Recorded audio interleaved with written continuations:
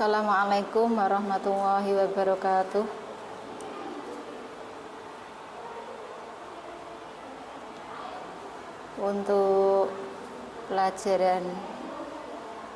Untuk pembelajaran kali ini, marilah kita awali dengan bacaan bismillah bersama.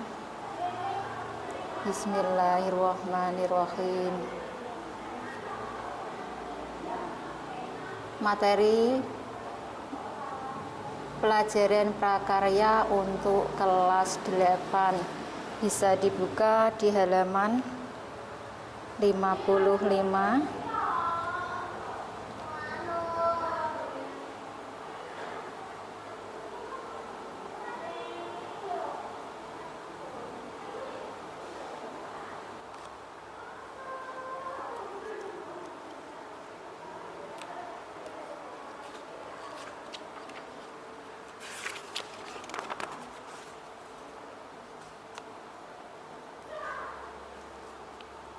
Bab 6 tentang pengolahan hasil samping serealia, kacang-kacangan, dan umbi menjadi produk pangan.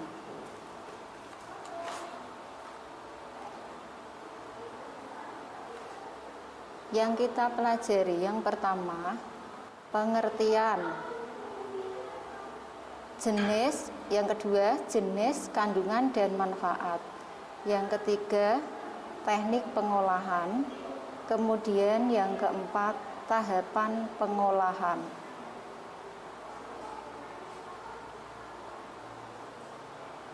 Tadi sudah disebutkan yang pertama yaitu pengertian. Pengertian pengolahan bahan pangan adalah suatu kegiatan mengubah bahan mentah menjadi bahan makanan siap dikonsumsi atau menjadi bahan setengah jadi dengan tujuan untuk meningkatkan kualitas dan memperpanjang masa simpan bahan pangan tersebut. Kemudian pengertian dari serealia. Serealia adalah jenis tumbuhan golongan tanaman padi-padian atau rumput-rumputan yang dibudidayakan untuk menghasilkan butir-butir berisi biji-bijian sebagai sumber karbohidrat atau pati. Pati ini bukan pati kota ya, tapi pati yaitu hasil dari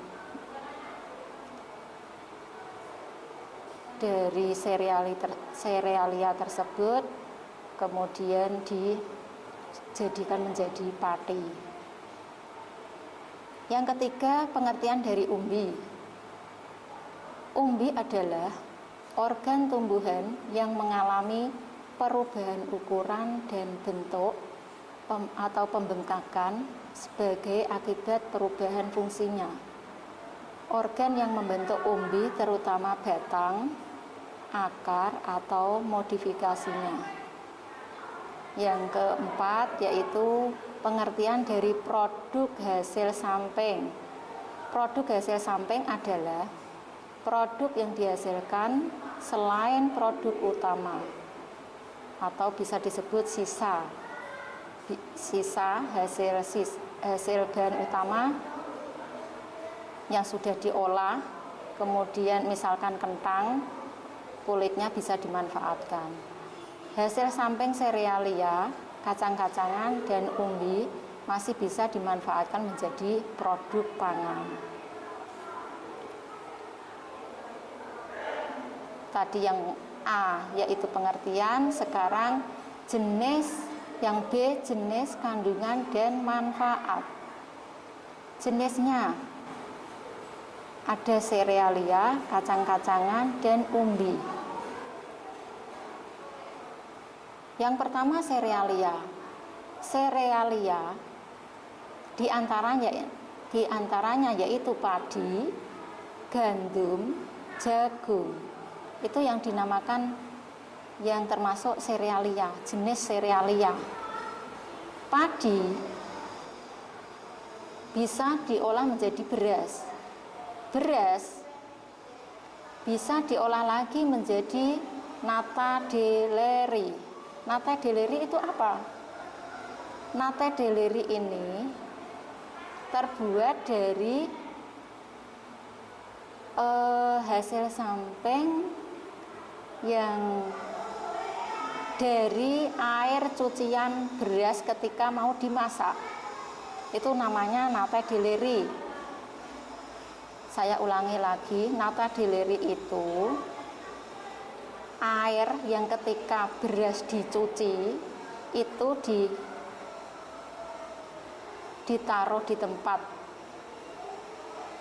Nek orang Jawa itu namanya leri. Hasil cucian beras ditaruh di tempat yang lain, dikelompokkan, nanti bisa dibuat nata deleri. Caranya, air cucian beras, kemudian air kelapa, dicampur air kelapa, gula, kemudian nanti dimasak. Setelah itu diminum, itu namanya nata deleri. Kandungannya mengandung karbohidrat, protein, kalsium, dan lain-lain. Bekatol saya kira sudah tahu semua. Bekatol bisa dijadikan menjadi pakan ternak. Itu serealia yang berupa padi. Kemudian serealia yang jenis gandum. Gandum bisa dijadikan tepung, bisa dijadikan roti. Kandungannya tinggi serat, protein, vitamin B1, B2, B3, B6, zat besi, dan lain-lain. Kemudian serealia jenis jagung. Jagung bisa dijadikan tepung, bisa dijadikan roti, dan juga bisa dijadikan bubur. Kandungannya zat gizi, protein, karbohidrat, dan lain-lain. Jenis yang kedua yaitu kacang-kacangan yang berupa kacang-kacangan. Ada kacang kedelai, kacang hijau, dan kacang banyak sekali. Ini saya sebutkan dua saja. Kacang kedelai. Kacang kedelai itu bisa dijadikan susu. Kemudian kacang kedelai bisa dijadikan tahu, ampas tahunya bisa dijadikan kerupuk. Nanti di belakang ada cara pembuatan kerupuk yang dari ampas tahu. Kandungannya apa di kacang kedelai? Kandungan yang ada pada kacang kedelai yaitu mengandung protein kasar, lemak kasar, vitamin B,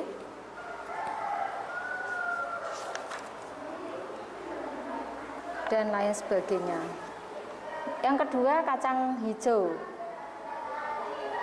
Ini kacang hijau bisa dijadikan kecambah. Lah, kulit kecambah itu tidak dibuang, namun bisa dimanfaatkan. Kulit kecambah termasuk hasil samping. Kulit kecambah bisa dijadikan tepung, terus digunakan untuk bahan campuran pembuatan cukis atau membuat bolu.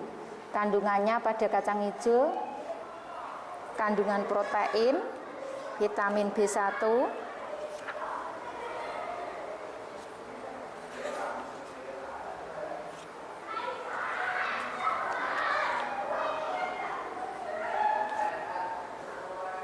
dan serat, sehingga kulit kecambah itu bisa dimanfaatkan untuk yang masakan yang lainnya. Yang ketiga, jenis selain serealia, kacang-kacangan, terus yang ketiga yaitu umbi. Umbi ini ada contohnya singkong, ubi jalar, atau bisa ada kentang. Singkong bisa dimanfaatkan untuk apa? Kandungan dalam singkong adalah karbohidrat yang tinggi. Singkong apa itu yang pohung, ketela pohung ya. Itu kulitnya bisa dimanfaatkan untuk keripik. Kulitnya bisa dimanfaatkan untuk keripik dengan cara bagaimana? Kulit yang putih itu kita rendam, terus kita potong-potong, kemudian dikeringkan. Setelah dikeringkan bisa digoreng keripik dari kulit singkong. Kemudian umbi jalar itu sama dengan kentang. Maksudnya gini, kulitnya bisa dimanfaatkan untuk menjadi keripik. Daripada tidak berfungsi kulitnya, kita manfaatkan dengan cara kulitnya dibersihkan, direndam, kemudian dikeringkan, baru digoreng dengan tepung. Umbi jalar mengandung kandungan yang ada yaitu karbohidrat, protein, dan lain-lain.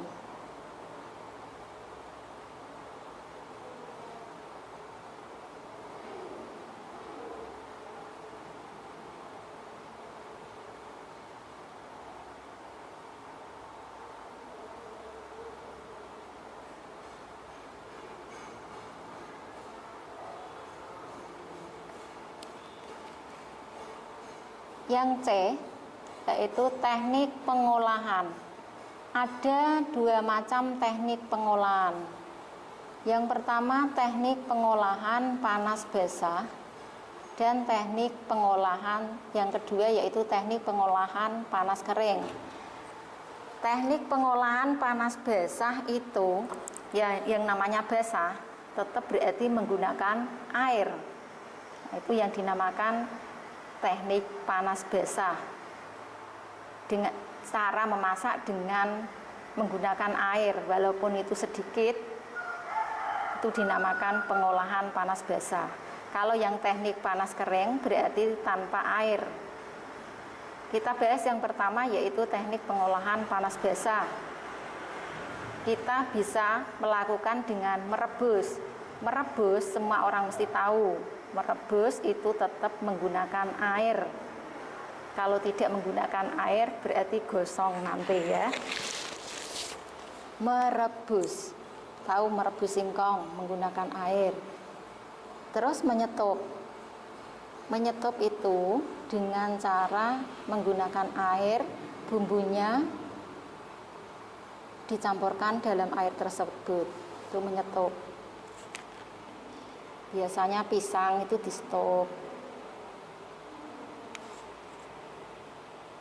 Kemudian menggulai, mengukus juga tahu ya, mengukus, mengetem. Mengetem itu dua, panci besar dikasih air, kemudian ada panci kecil lagi yang dikasih air, dikasih beras, ditaruh di panci yang besar tadi. Jadi dua panci, itu namanya mengetem. Itu yang pengolahan panas basah. Sekarang teknik panas kering tanpa air ya. Di antaranya yaitu menggoreng. Menggoreng semuanya sudah tahu. Kemudian menumis dengan sedikit minyak. Kalau menggoreng itu banyak minyak. Memanggang berarti dengan api, membakar. Memanggang bisa menggunakan oven. Zaman sekarang oven, dulu memanggang pakai api, di atasnya baru ada tataan. Kalau membakar juga pakai api.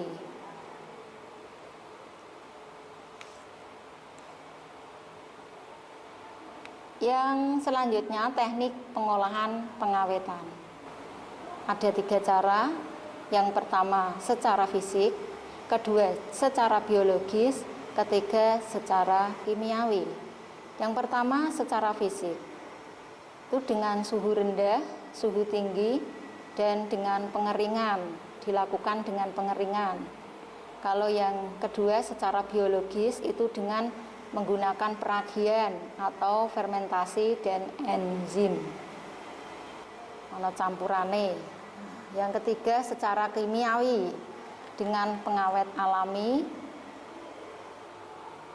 dikasih bawang putih itu sebagai pengawet alami. Yang kedua dengan bahan tambahan makanan. Sekarang kan ada bahan-bahan pengawet yang kadang bisa membahayakan. Maka dari itu kita harus berhati-hati dalam memilih makanan. Pilihlah makanan yang bergizi, apalagi ada wabah pandemi corona ini, kita harus menjaga makanan kita supaya tetap sehat, imun kita tetap sehat dan bisa menjalankan aktivitas dengan baik. Selanjutnya, yang D, yaitu tahapan pengolahan, meliputi yang pertama persiapan, kedua pelaksanaan, ketiga pengolahan, dan keempat penyajian. Kita contohkan, kalau kita pengen membuat kerupuk atau tempe gembos atau yang lain, tetap yang pertama adalah tahapannya yaitu mempersiapkan bahan dan alat yang akan dimasak apa, bahan-bahannya, kemudian alat disiapkan semua. Setelah itu pelaksanaan. Setelah bahan dan alat siap, tentulah kita baru melaksanakan pembuatan apa yang akan kita buat tersebut. Terus diolah. Pengolahan, cara yang ketiga yaitu pengolahan. Pengolahan bisa dilakukan di halaman 60, di LKS halaman 60, itu pengolahan membuat tempe gembos. Itu ada langkah pertama, 2, 3, 4, 5, dan 6. Langkah yang terakhir yaitu penyajian. Kalau penyajiannya bagus, akan menarik para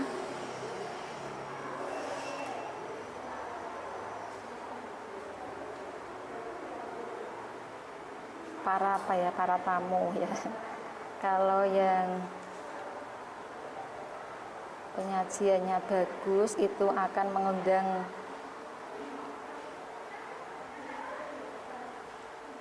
para tamu, mudah tertarik untuk menikmati. Nah, ini contoh membuat kerupuk ampas tahu. Bisa dipraktekkan di rumah. Bahan-bahannya yaitu 600 gram tepung tapioka, 150 gram ampas tahu yang sudah dipres, yang sudah dipres itu sudah diperas, 25 gram bawang putih yang dihaluskan, 20 gram soda kue, 15 gram garam, 5 bungkus penyedap kaldu, dan 2 sendok teh ketumbar yang dihaluskan. Langkah-langkah pembuatan ini ada caranya, yaitu campurkan ampas tahu dengan pemutih makanan, kemudian tambahkan bahan yang lain kecuali tapioka, kemudian aduk sampai rata. Langkah yang ketiga, tambahkan tapioka, kemudian ulenkan hingga kalis. Yang keempat, cetak dan padatkan pada loyang, kemudian kukus selama 1-2 jam. Yang kelima, lepaskan dari loyang, kemudian angin-anginkan. Selanjutnya diiris tipis-tipis, kemudian jemur sampai kering dan goreng kerupuk pada api yang panas. Kerupuk ampas tahu siap dinikmati. Selamat mencoba. Sekian dari kami. Apabila ada kekeliruan dalam menyampaikan materi, saya mohon maaf. Kurang lebihnya, assalamualaikum warahmatullahi wabarakatuh.